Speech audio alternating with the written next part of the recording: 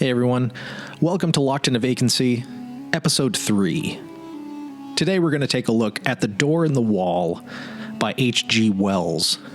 It's a bit of a longer one than we have done so far, so you're in for a bit of a treat. But first, let's just address where we are in the world right now. As of recording, today is April 17th, 2020, and where I am in the state of Vermont, we are Day 2 into the 30-day extension under the governor's stay-home order. So what that means is we've been under stay safe, stay home, and for over a month now, and it's getting to be a bit much.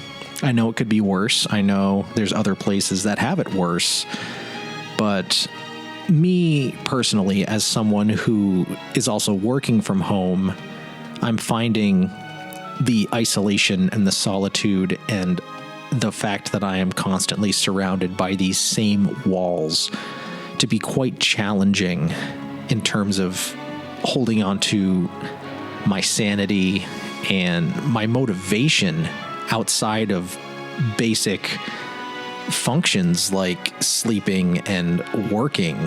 I found my creativity has taken a massive hit, as I fully intended on taking advantage of this extra time at home to play music, to do some live streams, to reach out and try to connect with people who are in the same position as I am. And that's part of what I set out to do with this Locked in a Vacancy miniseries, is to be able to connect with people, but I just haven't been able to bring myself to do it.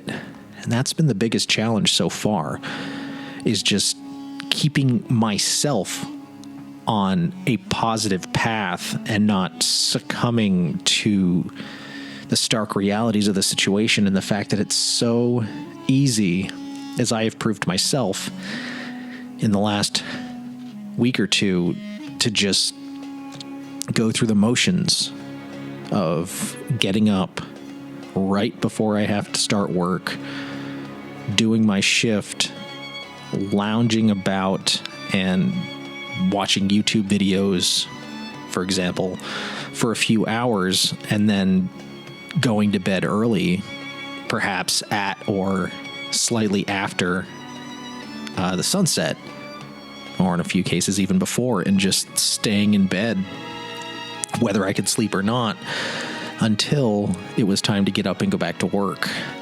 And the pattern of that, to sink into that, and to be going day into day, into week, you realize you're wearing the same pajamas and you're not really thinking a whole lot about what this is doing to you. That's sort of what's been happening to me in regards to how I've been dealing with my own place in this pandemic. And I'm sure it's different for everyone. And if you've got your own story that you'd like to share with me, I'd really like to hear it.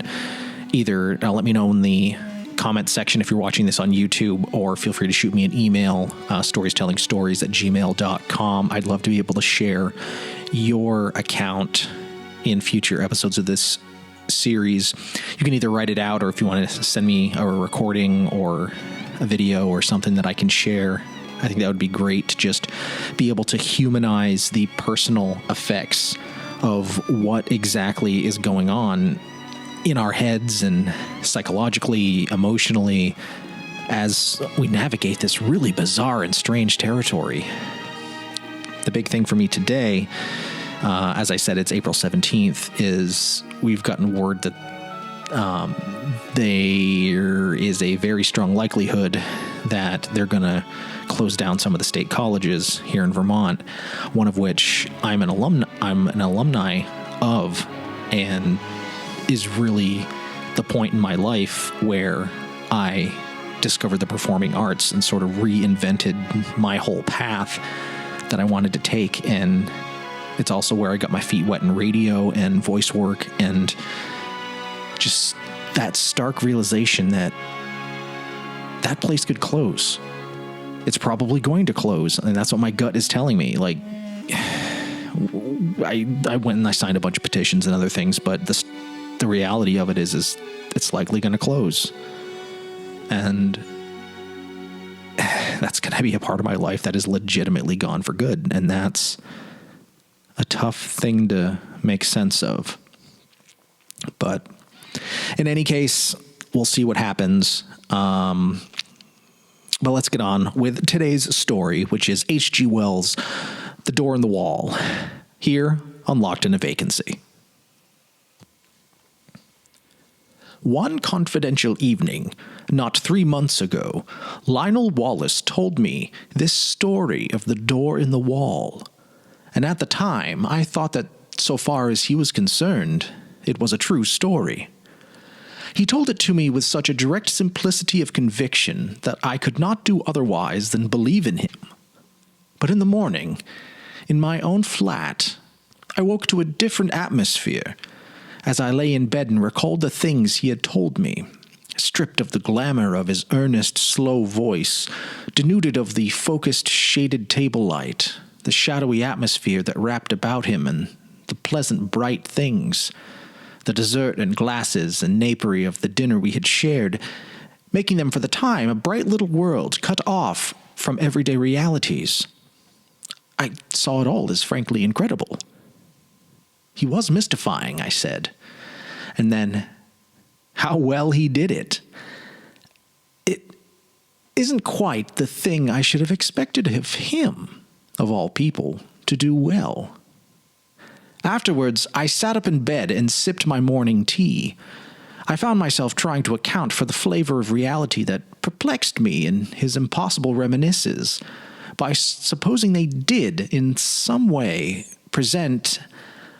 convey, I hardly know which word to use, experiences it was otherwise impossible to tell. Well, I don't resort to that explanation now. I have got over my intervening doubts. I believe now, as I believed at the moment of telling, that Wallace did, to the very best of his ability, strip the truth of his secret for me. But whether he himself saw, or only thought he saw, whether he himself was the possessor of an inestimable privilege, or the victim of a fantastic dream, I cannot pretend to guess. Even the facts of his death, which ended my doubts forever, threw no light on that. That much the reader must judge for himself. I forget now what chance comment or criticism of mine moved so reticent a man to confide in me. He was, I think, defending himself against an imputation of slackness and unreliability I had made in relation to a great public movement in which he had disappointed me. But he plunged suddenly. "I have," he said, "a preoccupation." "I know," he went on, after a pause that he devoted to the study of his cigar ash, "I have been negligent. The fact is, it isn't a case of ghosts or apparitions, but it's an odd thing to tell of. Redmond, I am haunted. I am haunted by something that rather takes the light out of things, that fills me with longings." He paused, checked by that English shyness that so often overcomes us when we would speak of moving or grave or beautiful things. "You were at St. Athelstan's all through," he said, and for a moment that seemed to me quite irrelevant. "Well," and he paused. Then, very hauntingly at first, but afterwards more easily, he began to tell of the thing that was hidden in his life, in the haunting memory of a beauty and a happiness that filled his heart with insatiable longing, that made all the interests and spectacle of worldly life seem dull and tedious and vain to him. Now that I have the clue to it, the thing seems written visibly in his face. I have a photograph in which that look of detachment has been caught and intensified. It reminds me of what a woman once said of him, a woman who had loved him greatly. "Suddenly," she said, "the interest goes out of him. He forgets you. He doesn't care a rap for you, under his very nose." Yet the interest was not always out of him, and when he was holding his attention to a thing, Wallace could contrive to be an extremely successful man. His career, indeed, is set with successes. He left me behind him long ago. He soared up over my head and cut a figure in the world that I couldn't cut, anyhow. He was still a year short of 40, and they say now that he would have been in office and very probably in the new cabinet if he had lived. At school, he always beat me without effort, as if it were by nature. We were at school together at St. Athelstan's College in West Kensington for almost all of our school time. He came into the school as my co-equal, but he left far above me, in a blaze of scholarships and brilliant performance. Yet I think I made a fair average running, and it was at school that I first heard of the door in the wall, that I was to hear of a second time only a month before his death. To him, at least, the door in the wall was a real door leading through a real wall to immortal realities. Of that, I am now quite assured. And it came into his life early, when he was a little fellow between 5 and 6. I remember how, as he sat making his confession to me with a slow gravity, he reasoned and reckoned the date of it. "There was," he said, "a crimson Virginia creeper in it, all one bright, uniform crimson, in a clear amber sunshine, against a white wall. That came into the impression somehow, though I don't clearly remember how. And there were horse chestnut leaves upon the clean pavement outside the green door. They were blotched in yellow-green, not brown or dirty, so that they must have been new fallen. I take it that means October. I look out for horse chestnut leaves every year, and I ought to know. If I'm right in that, I was about 5 years and 4 months old." He was, he said, rather a precocious little boy. He learned to talk at an abnormally early age, and he was so sane and old-fashioned, as people say, that he was permitted an amount of initiative that most children scarcely attain by 7 or 8. His mother died when he was born, and he was under the less vigilant and authoritative care of a nurse-governess. His father was a stern, preoccupied lawyer who gave him little attention and expected great things of him. For all his brightness, he found life a little gray and dull, I think, and one day he wandered. He could not argue the particular negligence that enabled him to get away, nor the course he took among the West Kensington roads. All that had faded among the incurable blurs of memory, but the white wall and the green door stood out quite distinctly. As his memory of that remote childish experience ran, he did, at the very first sight of that door, experience a peculiar emotion, an attraction, a desire to get to the door and open it and walk in. And at the same time, he had the clearest conviction that either it was unwise or it was wrong of him, he could not tell which, to yield to this attraction. He insisted upon it as a curious thing, that he knew from the very beginning, unless memory had played him the queerest trick, that the door was unfastened, and that he could go in as he chose. I seemed to see the figure of that little boy, drawn and repelled, and it was very clear in his mind too, though why it should be was never explained, that his father would be very angry if he went through that door. Wallace described all of these moments of hesitation to me with the utmost peculiarity. He went right past the door, and then with his hands in his pockets and making an infantile attempt to whistle, strolled right along beyond the end of the wall.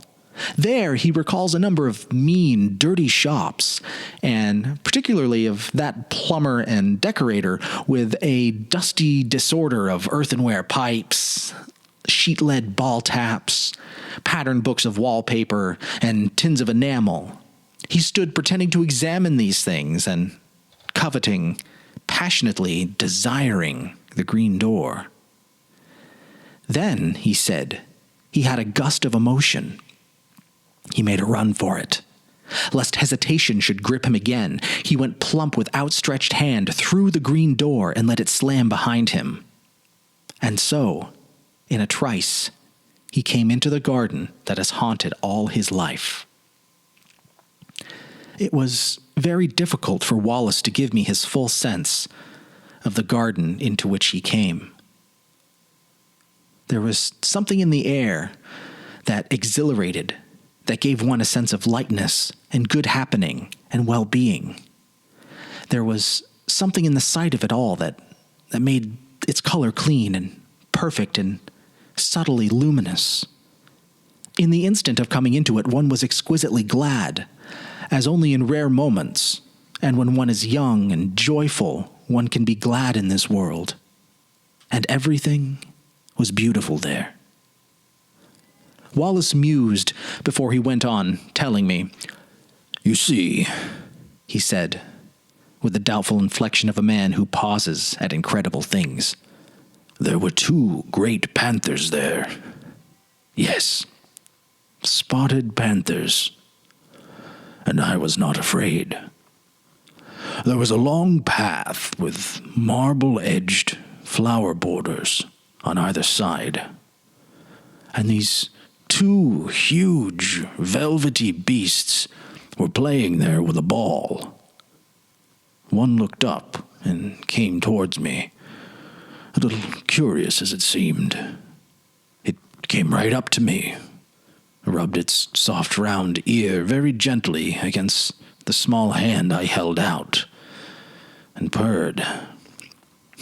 It was, I tell you, an enchanted garden, I know. And the size, it stretched far and wide, this way and that. I believe there were hills far away. Heaven knows where West Kensington had suddenly gone to. And somehow, it was just like coming home.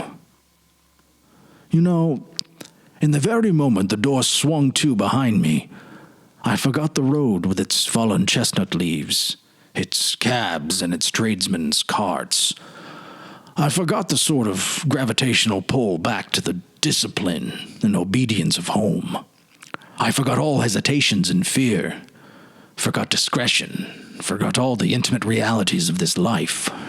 I became, in a moment, a very glad and wonder-happy little boy in another world. It was a world with a different quality, a warmer, more penetrating and mellower light, with a faint, clear gladness in its air and wisps of sun-touched clouds in the blueness of its sky. And before me ran this long, wide path, invitingly, with weedless beds on either side, rich with untended flowers, and these 2 great panthers. I put my little hands fearlessly on their soft fur and caressed their round ears and the sensitive corners under their ears and played with them, and it was as though they welcomed me home. There was a keen sense of homecoming in my mind, and when presently a tall, fair girl appeared in the pathway and came to me, smiling, and said, "Well," to me, and lifted me and kissed me and put me down and led me by the hand, there was no amazement, but only an impression of delightful rightness, of being reminded of happy things that have in some strange way been overlooked. There were broad steps, I remember, that came into view between spikes of delphinium, and up these we went to a great avenue between very old and shady, dark trees. All down this avenue, between the red-chapped stems, were marble seats of honor and statuary, and very tame and friendly white doves. And along this avenue, my girlfriend led me. Looking down, I recall the pleasant lines, the finely modeled chin of her sweet, kind face, asking me questions in a soft, agreeable voice, and telling me things. Pleasant things, I know, though what they were I was never able to recall. And presently, a little capuchin monkey, very clean, with a fur of ruddy brown and kindly hazel eyes, came down a tree to us and ran beside me, looking up at me and grinning, and presently leapt to my shoulder. So we went on, and in our way in great happiness. He paused. "Go on," I said. "I remember little things. We passed an old man musing among laurels. I remember in a place gay with parquets, and came through a broad, shaded colonnade with a spacious, cool palace, full of pleasant fountains, full of beautiful things, full of the quality and promise of heart's desire. And there were many things, and many people, some that still seem to stand out clearly, and some that are a little vague. But all these people were beautiful and kind. In some way, I don't know how, it was conveyed to me that they were kind to me, glad to have me there, and filling me with gladness by their gestures, by the touch of their hands, by the welcome and love in their eyes. Yes. He mused for a while. Playmates I found there. That was very much to me, because I was a lonely little boy. They played delightful games in a grass-covered court where there was a sundial set about with flowers, and as one played, one loved. But it's odd. There's a gap in my memory. I don't remember the games we played. I never remembered. Afterwards, as a child, I spent long hours trying, even with tears, to recall the form of that happiness. I wanted to play it all over again, in my nursery by myself. No! All I remember is the happiness, and two dear playfellows who were most with me. But then, presently, came a somber, dark woman with a grave, pale face and dreamy eyes. A somber woman wearing a soft, long robe of pale purple, who carried a book and beckoned and took me aside with her into a gallery above a hall, though my playmates were loath to have me go, and ceased their game and stood watching as I was carried away. "Come back to us," they cried. "Come back to us soon." I looked up at her face, but she heeded them not at all. Her face was very gentle and grave. She took me to a seat in the gallery, and I stood beside her, ready to look at her book as she opened it upon her knee. The pages fell open. She pointed, and I looked, marveling, for in the living pages of that book, I saw myself. It was a story about myself, and in it were all the things that had happened to me since ever I was born. It was wonderful to me, because the pages of that book were not pictures, you understand, but realities. Wallace paused gravely, looked at me doubtfully. "Go on," I said. "I understand." They were realities, yes, but they must have been. People moved, and things came and went in them. My dear mother, who I had never forgotten, then my father, stern and upright, the servants, the nursery, all the familiar things of home. Then the front door, the busy streets, with traffic to and fro. I looked and marveled and looked half-doubtingly again into the woman's face and turned the pages over, skipping this and that to see more of this book and more. And so at last I came to myself, hovering and hesitating outside the green door in a long white wall, and felt again the conflict and the fear. "And next," I cried, and would have turned on, but the cool hand of the grave woman delayed me. "Next," I insisted, and struggled gently with her hand, pulling up her fingers with all my childish strength, and as she yielded and the page came over, she bent down upon me like a shadow and kissed my brow. But the page did not show the enchanted garden, nor the panthers, nor the girl who led me by the hand, nor the playfellows who had been so loath to let me go. It showed a long gray street in West Kensington on that chill hour of afternoon before the lamps are lit, and I was there, a wretched little figure, weeping aloud for all that I could do to restrain myself, because I was weeping because I could not return to my dear playfellows who had called after me. "Come back to us. Come back to us soon." I was there. There was no page in a book, but harsh reality. That enchanted place and the restraining hand of the grave mother at whose knee I stood had gone. Whither have they gone?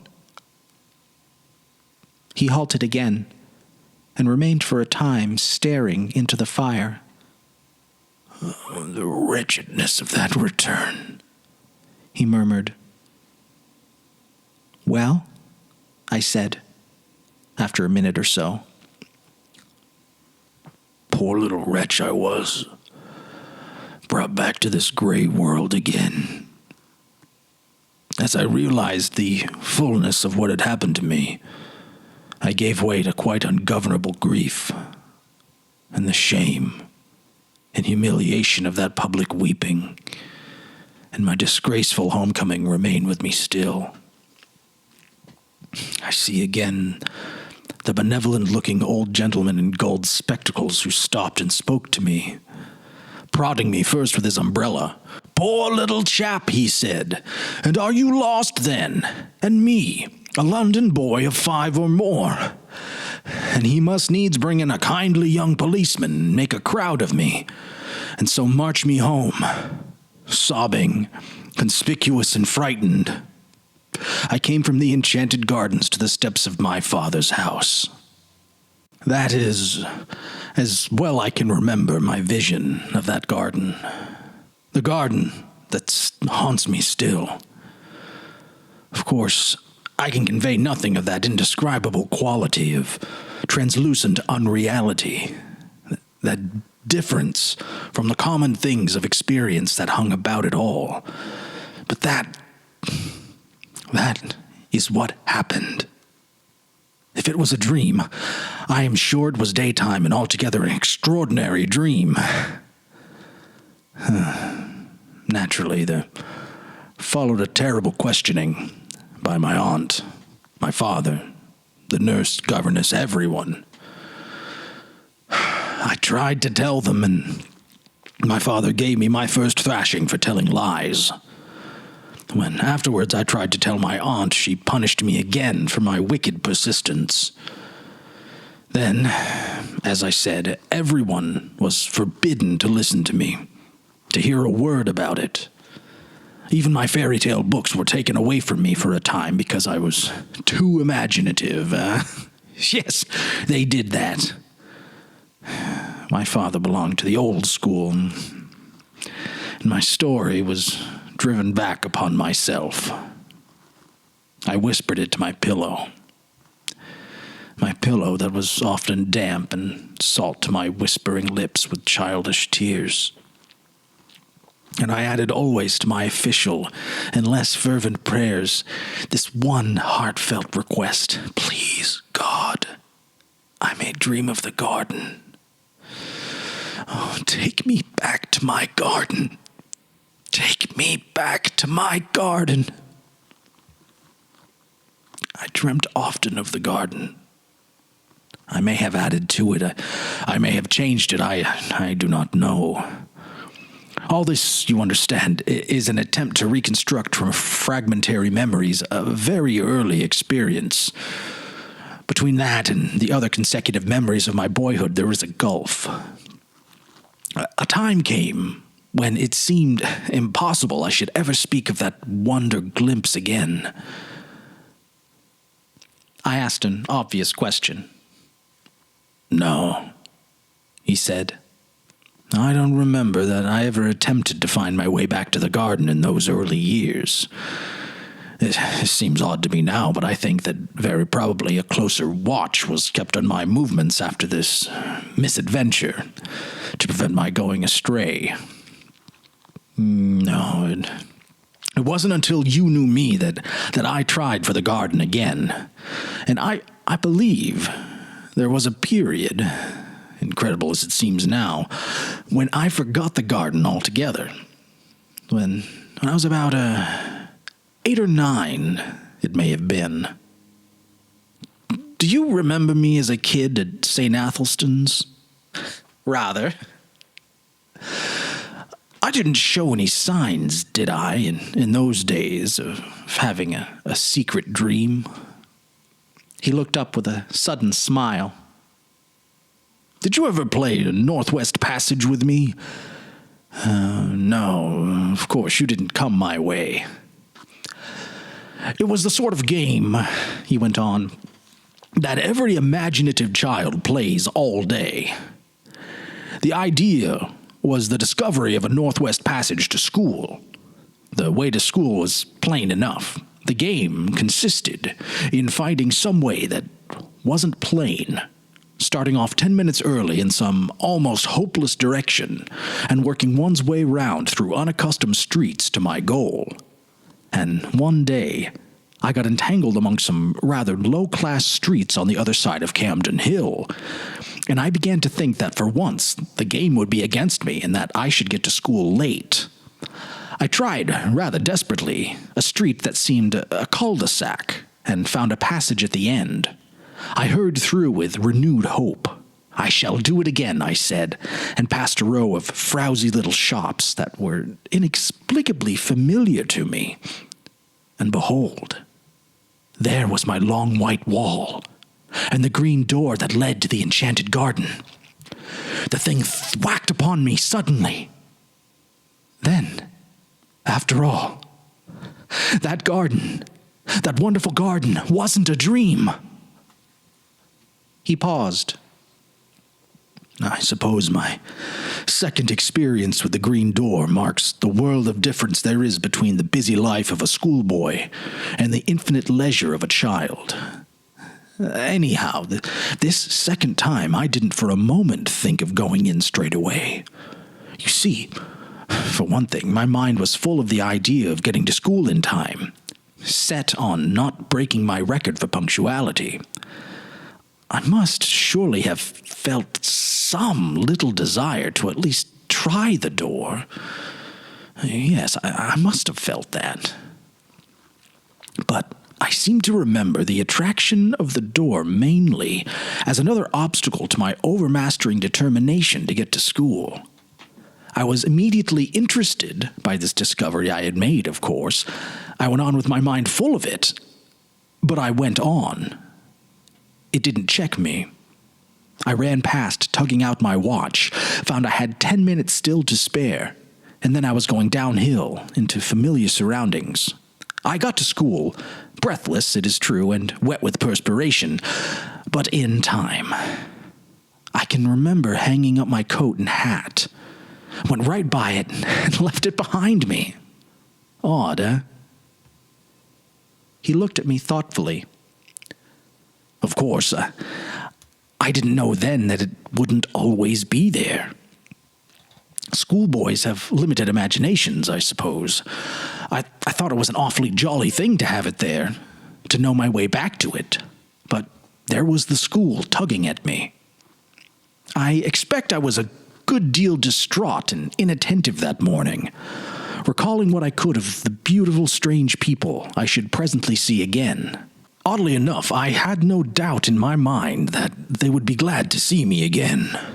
Yes, I must have thought the garden that morning just as a jolly sort of place to which one might resort in the interludes of a strenuous scholastic career. I didn't go that day at all. The next day was a half-holiday, and that may have weighed with me. Perhaps, too, my state of inattention brought down impositions upon me and docked the margin of time necessary for the detour. I don't know.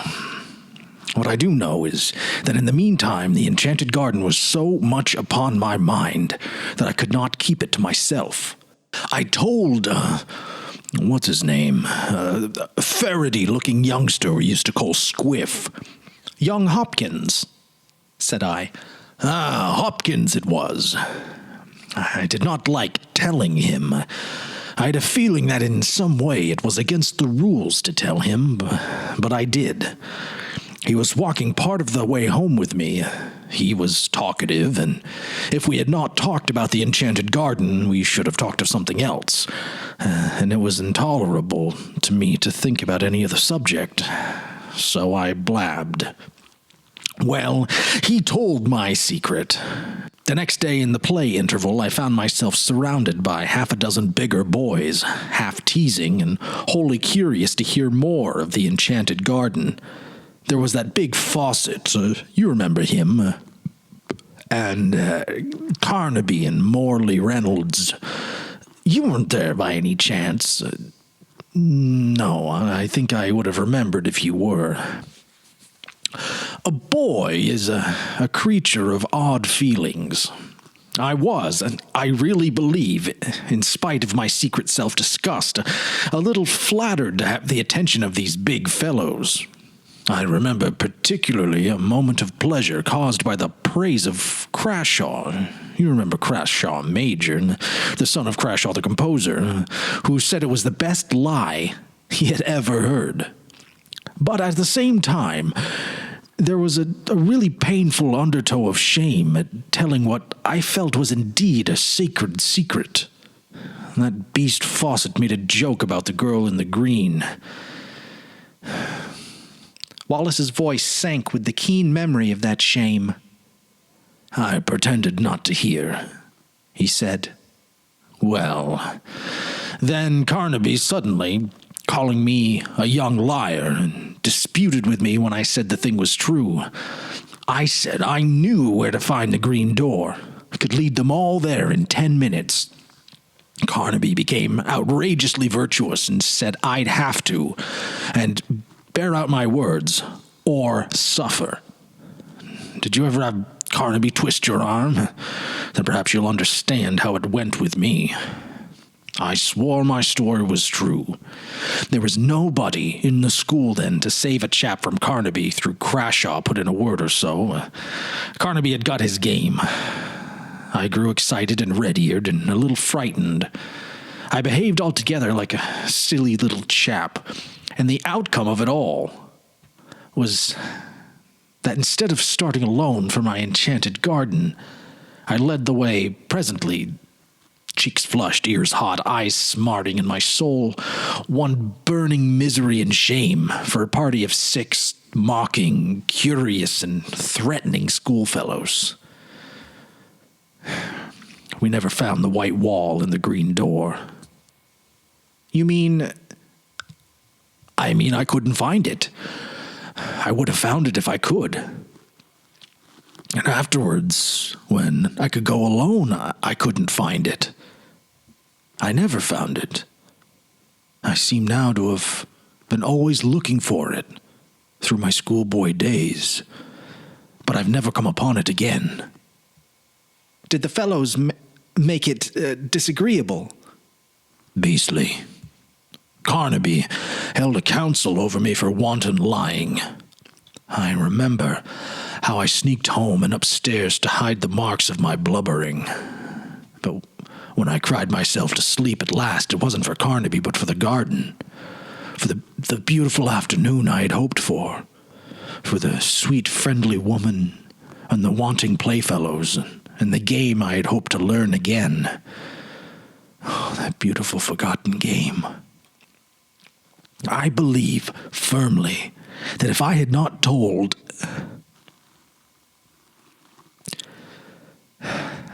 I had bad times after that, crying at night and wool gathering by day.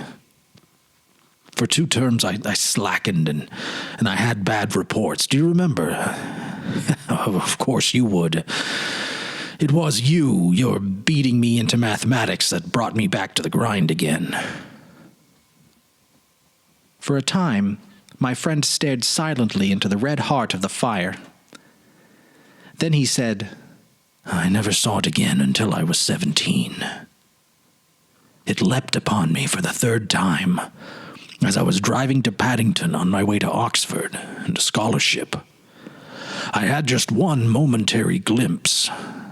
I was leaning over the apron of my hansom, smoking a cigarette and no doubt thinking myself no end of a man of the world.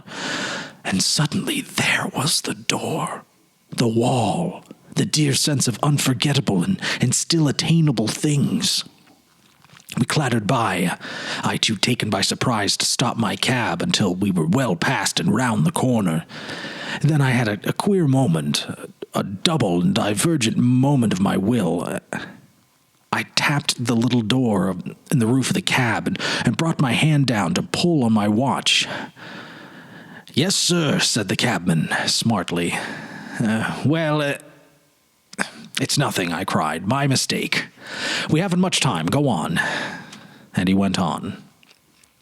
I got my scholarship, and the night after I was told of that, I sat over my fire in my little upper room, my study in my father's house, with his praise, his rare praise, and his sound counsels ringing in my ears, and I smoked my favorite pipe, the formidable bulldog of adolescence, and I thought of that door in the long white wall.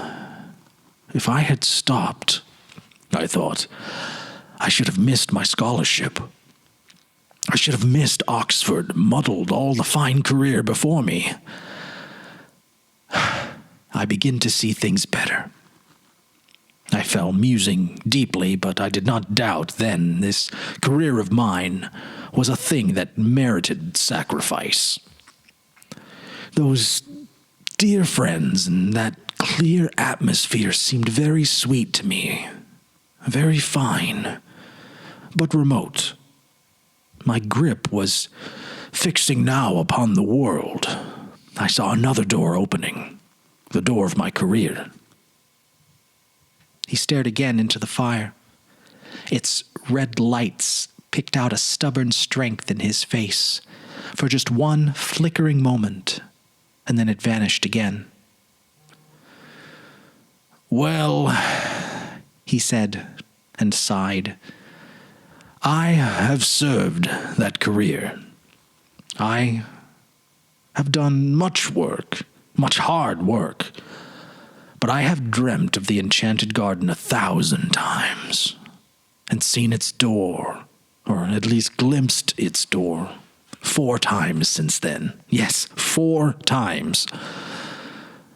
For a while, this world was so bright and interesting, seemed so full of meaning and opportunity, that the half-effaced charm of the garden was by comparison gentle and remote. Who wants to pet panthers on the way to dinner with pretty women and distinguished men?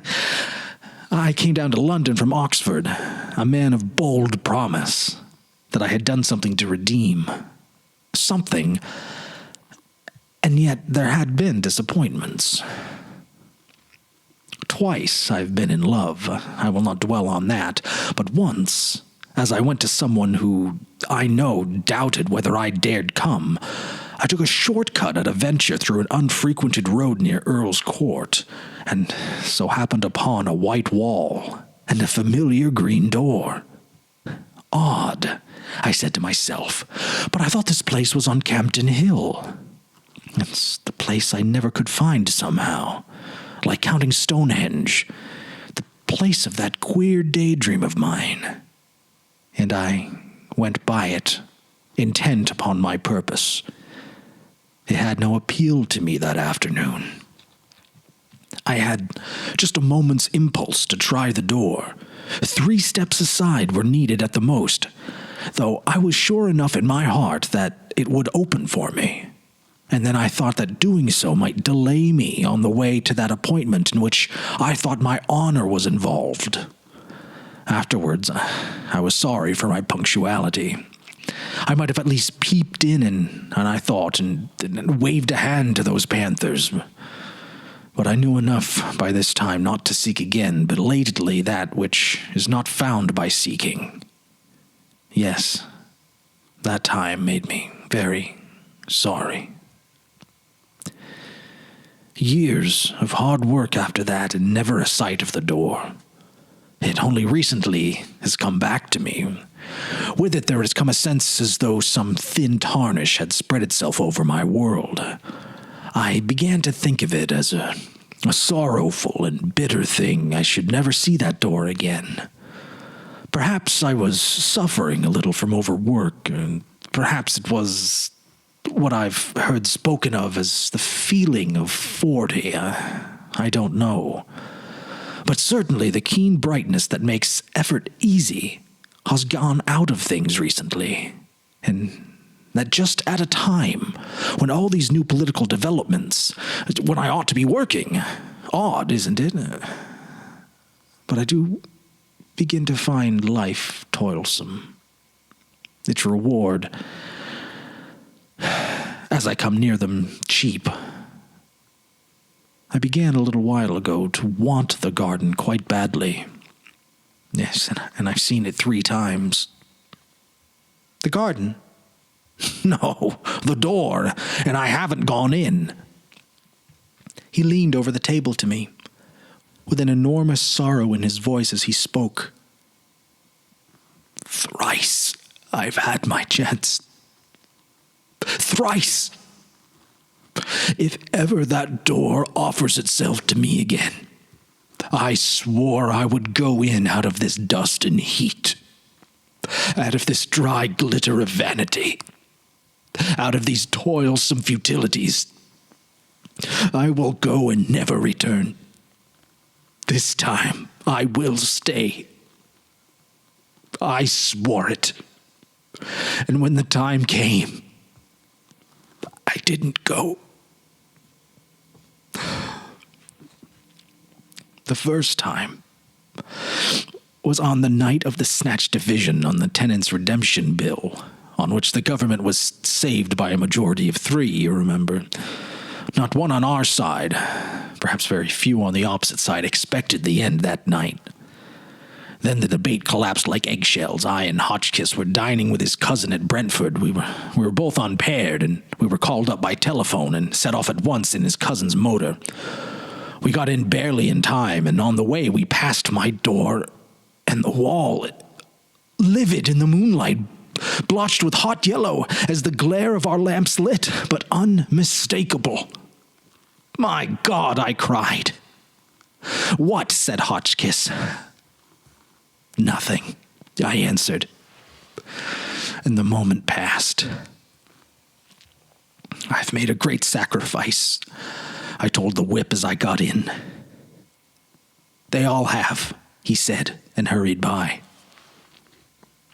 I did not see how I could have done otherwise then. And the next occasion, as I was rushed to my father's bedside to bid that stern old man farewell, then too the claims of life were imperative.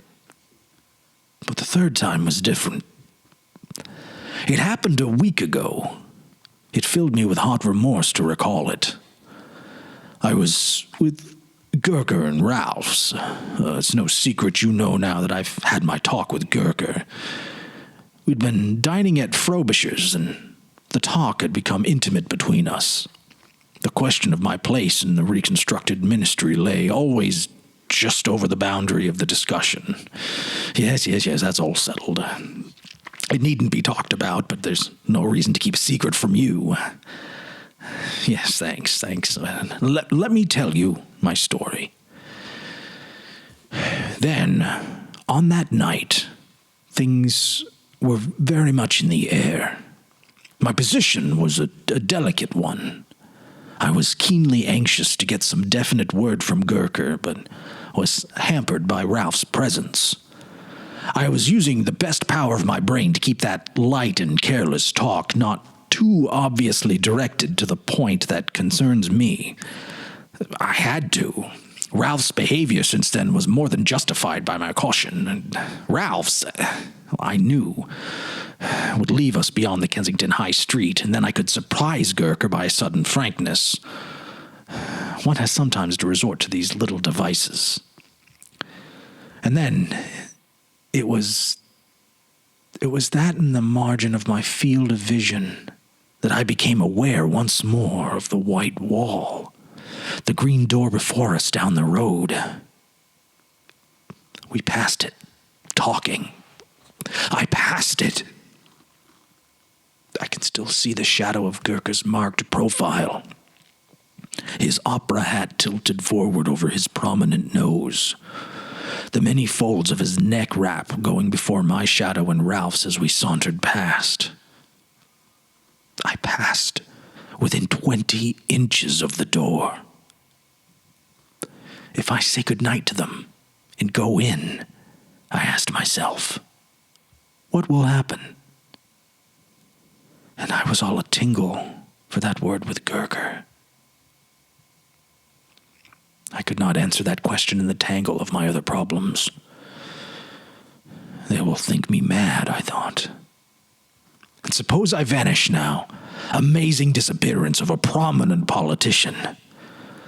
And that weighed with me. 1,000 inconceivable, petty worldlinesses weighed with me in that crisis. Then he turned on me with a sorrowful smile, and speaking slowly, "Here I am," he said.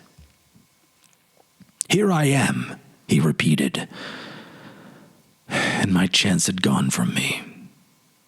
3 times in 1 year the door has been offered me.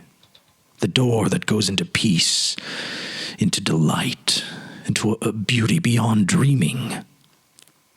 A kindness no man on earth can know. And I've rejected it. I've rejected it, Redmond, and it has gone. How do you know? I know. I know. I am left now to work it out. To stick to the tasks that held me so strongly when my moments came. You say, I have success, this vulgar, tawdry, irksome, envied thing. I have it.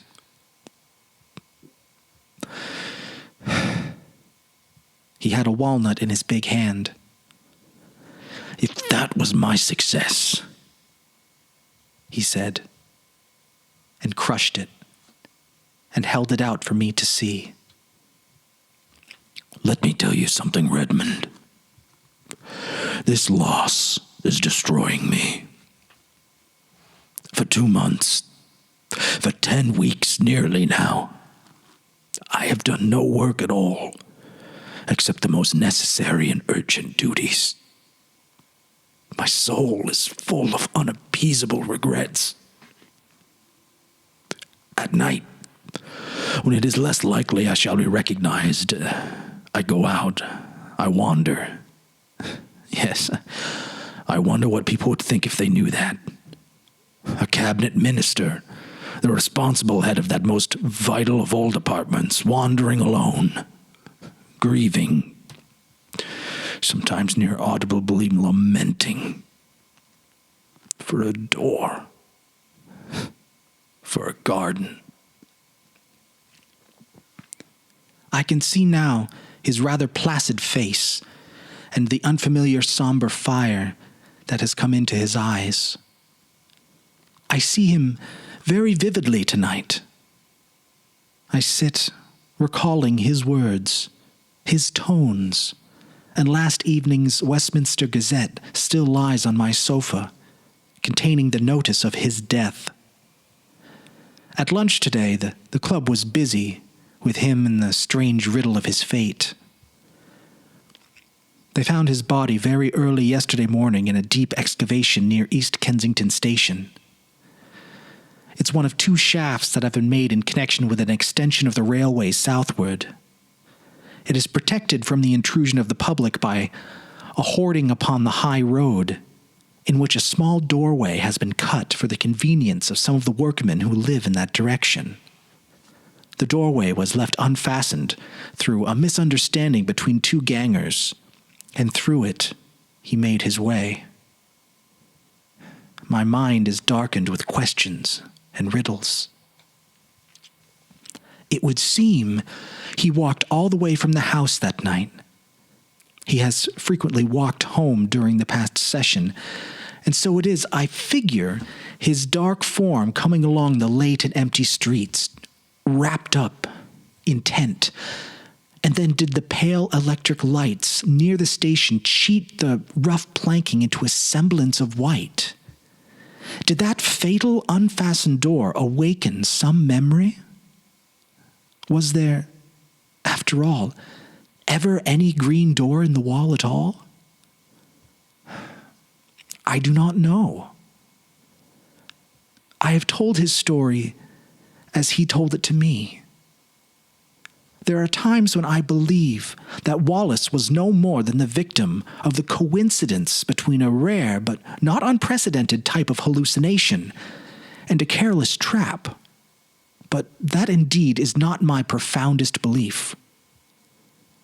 You may think me superstitious, if you will, and foolish, but indeed, I am more than half convinced that he had, in truth, an abnormal gift and a sense, something, I do not know what, that in the guise of wall and door offered him an outlet, a secret and peculiar passage of escape into another and altogether more beautiful world. At any rate, would you say it betrayed him in the end? But did it betray him? There you touch the inmost mystery of these dreamers, these men of vision and the imagination. We see our world fair in common, the hoarding and the pit. By our daylight standard, he walked out of security into darkness, danger, and death. But did he see like that? The end. Locked in a Vacancy is produced in collaboration with Stories Telling Stories and STS Media Group, socially isolating itself at Milt House Studios in Milton, Vermont, casting around the globe to your frontal lobe wherever podcasts are found. Locked in a Vacancy is also streaming on YouTube at Stories Telling Stories. Make sure to give us a review wherever you stream our show. We really appreciate it. Make sure to follow us on Facebook and Instagram, subscribe to us on YouTube, and consider supporting us on Patreon for as little as $1 a month. And until next time, stay sane, stay safe, and stay whimsical.